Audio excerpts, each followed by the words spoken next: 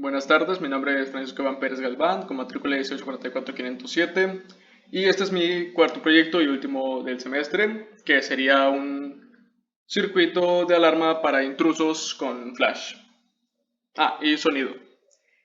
Este circuito detecta cualquier pulso de sonido alrededor, generando un pulso positivo en la terminal de salida del op-amp y proporciona al reloj al flip-flop.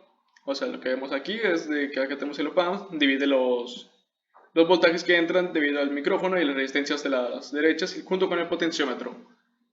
De ahí se pasa al 4027, pasando el reloj como haciendo un flip-flop de los mismos, activando el flash, que es esta bombilla de 12 voltios, y el speaker que está de este lado.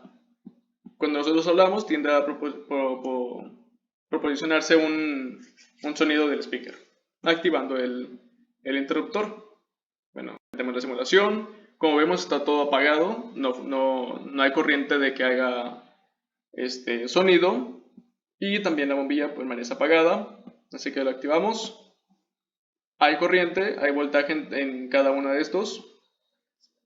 Sin embargo, la bombilla no enciende por ahora porque tiene que haber también un destello de luz para poderlo encontrar.